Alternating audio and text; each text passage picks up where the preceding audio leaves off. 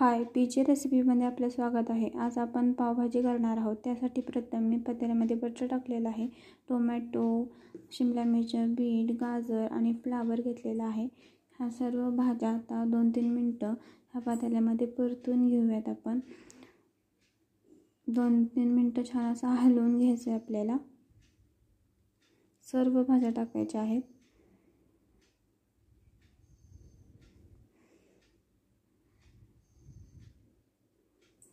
छान असं परतून घ्यायचं, वर खाली छान असं करून घ्यायचं आपल्याला पातेल्यामध्ये.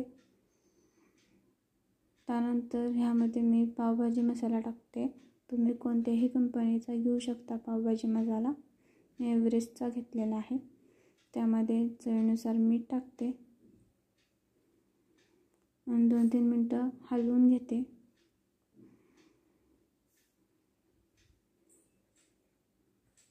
मग ह्यामध्ये मी पाणी टाकते.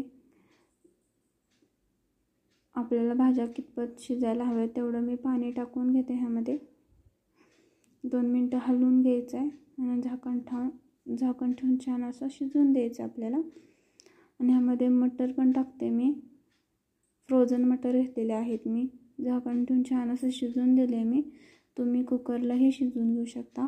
माझ्याकडे मॅशर नाही आहे, त्यामुळे मी ह्या ग्लासनेच मॅश करत आहे भाज्या, किंवा मिक्सरलाही तुम्ही फिरवून घेऊ शकता. मी असं मॅश करून घेतलेले आहेत भाज्या बघा.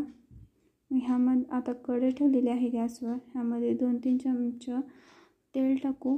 तुम्ही बटरही टाकू शकता किंवा तेल आणि बटरही टाकू शकता. मी इथे अगोदर तेल टाकलेलं आहे, त्यानंतर त्यामध्ये थोडंसं बटर टाकलेलं आहे.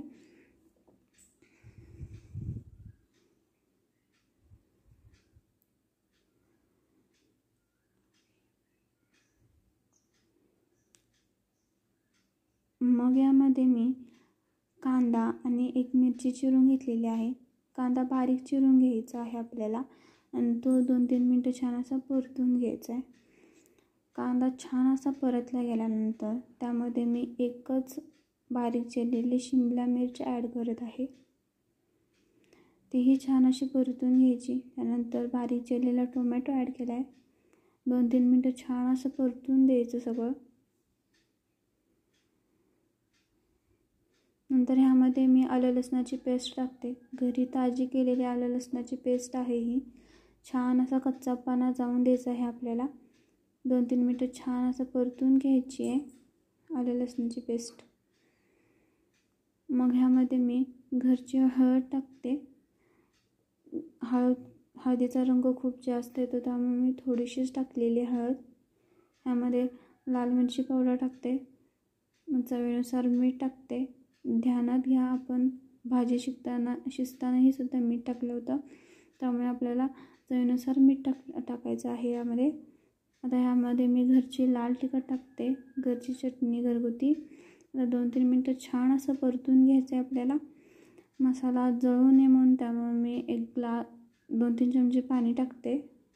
छान असं 2-3 मिनटं हलवून घ्यायचं आहे. नंतर त्यामध्ये मी पावभाजी मसाला ॲड केलेला आहे आणि त्यामध्ये शिजवलेला बटाटो टाकलेला आहे. तोही मॅश करून घेतला आहे मी. शिजवलेला बटाटा टाकून आपण छान असं हलवून घ्यायचं आहे. मसाला सगळीकडे लागला पाहिजे.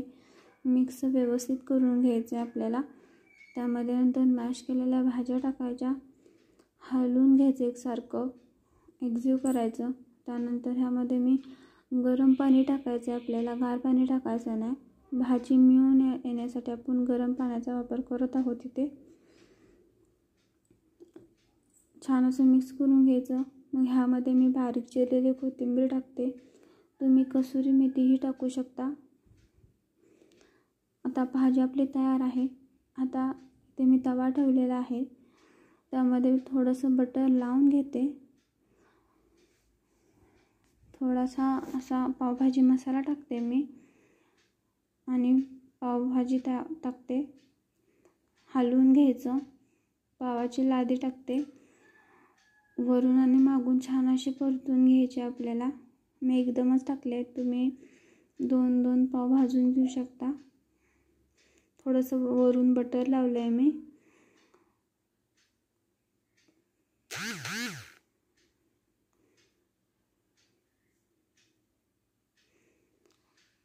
आता पाव सर्व करायला घेते मी.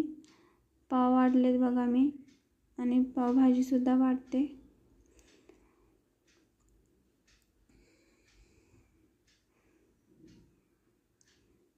आजचा व्हिडिओ कसा वाटला नक्की मला कमेंट करून सांगा. आणि अशाच नवनवीन व्हिडिओसाठी माझ्या चॅनलला सबस्क्राईब करा. अजूनही सबस्क्राईब केलं नसेल तर सबस्क्राईब करायला विसरू नका. Thanks for watching video.